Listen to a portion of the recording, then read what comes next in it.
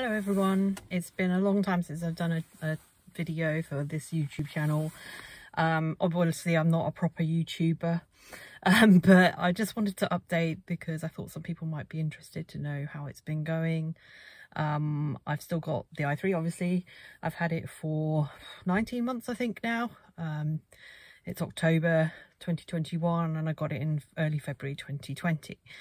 Now, when I bought it, it was probably the worst time to switch cars. I thought that I would be saving £200 a month in fuel over and above my Mini for commuting. But then, of course, I started working from home because of COVID and I haven't gone back. I only go in maybe once or twice a month at the most now. So it's really not been saving me money in terms of that because my Mini was paid off. I didn't pay anything for it other than the fuel and servicing and insurance. And this car is obviously quite an expensive car. It was twice as much money as any car I'd ever bought before. So obviously it was on a PCP. I didn't update at the time, but I did actually pay the PCP off with a low rate personal loan in December last year, I think it was, because I was convinced that I was going to keep the car and I was not worried about its residual value and things like that. So I decided to get out of the PCP, which was quite a high rate of interest because you can't get decent deals on used cars in terms of finance. So so here I am, and I'm just about to go on a journey. I'm just going to start the car up and see what range it says. I didn't charge it last night because I got back after my cheap rate time. So it's now on, let me just see the battery percentage. It is on 87.5% battery and it's saying 100 miles. And the temperature is 11.5. So 100 miles isn't bad considering the temperature and that it's a smallish battery. This one, the usable available battery is 28, something around 28 kilowatt hours. In the summer I did do a journey where I managed to get 124 miles before the REX activated, and the REX activates at 6%. So I'm not the most economical driver. I don't do sitting behind lorries on motorways. I generally keep to maybe 65 to 68 miles per hour because anything above that, it does really suck the range on the i3 because it's not the most aerodynamic of cars. But, you know, 65 to 68 is fairly comfortable. And every now and then, if there's someone like a middle-aged? No, I didn't mean that at all. I mean a middle lane hogger. I'm actually middle-aged now, so I'm insulting myself. Middle lane hogger, I will have a bit of a blast, get past them and then settle back into the cruise. And I find I eke a reasonable amount of range out using that. So anyway, I'm just about to do a journey. I don't even know where I'm going really, but I decided to go up past Cambridge, maybe charge at Ely at the Instavolts there and then see how I go. Ely is 61 miles away, so I should easily be able to make that with the range that's available.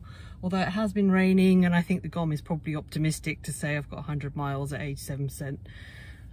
We'll see how we go. I'm not going to put it in eco mode. I'm just going to drive it as normal and see how we go. And I'll update a bit more later on my feelings about the car over the last year and a half or more. Okay, thank you for joining me. So just got to the charge and I've been unplugged in for a while, so I'm just going to check the charging thing. I think I'm quite high charge state now, so I think it tells me the speed. Yep, 41.2428, battery at 83%, so still going at 41 kilowatts even at 83%, and that's pretty typical i3. It does start to go around after 85 or so. Yes, the McDonald's of shame. So here we are inside the i3. Look at all the rubbish. People are so lazy, I hate it. There's bin over there.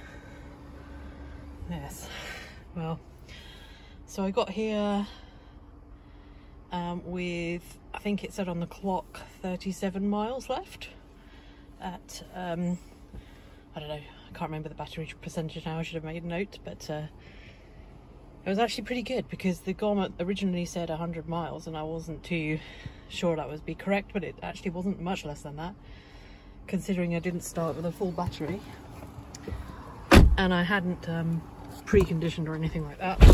So I started with 87% And no, that was a pretty good drive actually. So I'm now in Ely at the Instavolt charging station, and I didn't realise quite how far away it was from where the food outlets was, and I needed the toilet and I also needed some food, so yeah.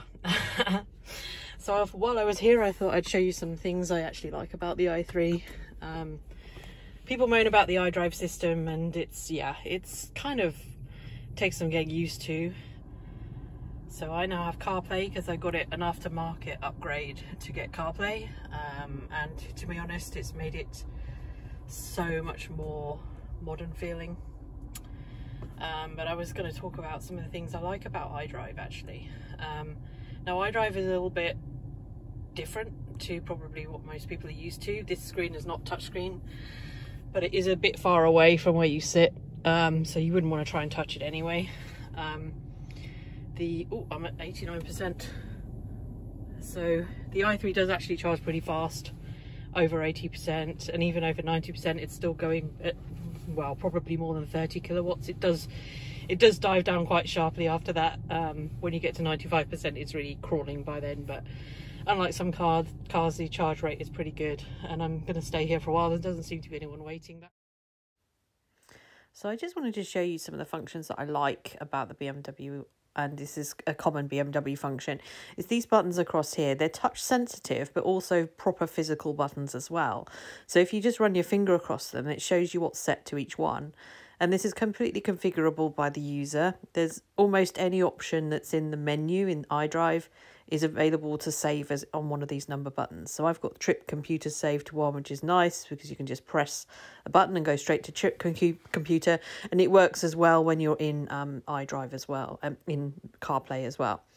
And hold state of charge is one I use on an occasional basis to turn the Rex on early if I don't want to wait for it to get to 6% and I know I'm going to run out. So this is activates the climate control, so let's just turned it on because I was getting rather warm in there. I just overall like the feel of the interior. The quality is very, very high. It does look a bit odd. Oh, there's Spock. He's my mascot. It does look a bit odd because of the material at the back there that looks a bit like packaging material, but it's made of plant fibres and it's recyclable, and it's all very lightweight and strong, and the whole design of this car was made to be lightweight and sustainable. And also, I just think it's a classic design. You wouldn't really believe it's 10 years old. The only part of it that I feel looks a little bit dated now is really the driver's information screen, and it is inconsistent. It is consistent with the other screen in terms of the iDrive look, but I just think it's a little bit letterbox looking and probably could have been redesigned. However, BMW won't do this now because it's too late in the production history of the i3 and they're about to drop it, I think. But I just think that would have been the only thing that I would change about the design of the i3 interior. I just think it works really well. So I'm just going to stop the charge now. Hello, you can see me.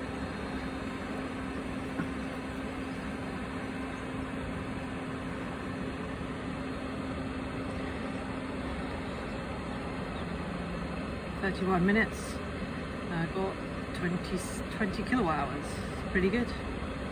Not cheap though." So my camera that I set up inside the car didn't actually work, so I'm just going to ramble a bit over some footage from the dash cam from my drive home, and just tell you a bit about how I feel about the car. I mean, it's probably fairly obvious that people who love i3s get very much obsessed with them, and I think there's a reason for that, because obviously it's a very quirky car. It's a very unusual car. It won't suit everybody. It's got weird back doors. The practicality, some people might say, is not good enough, and it probably isn't good enough for a family. But to fulfill the design brief that BMW originally had, of it to be the mega city car, we have to remember it's a mega city car. It actually is way more capable than that.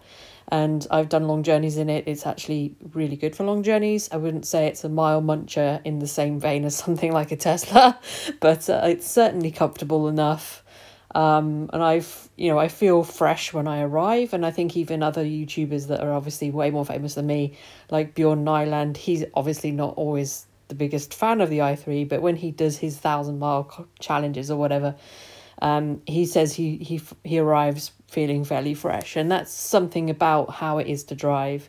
It's not the most conventionally comfortable of cars, but it does the job, and it does the job very well. And I think that's because it's just a very well designed electric car where the designers didn't have to conform to any preconceived platform of car.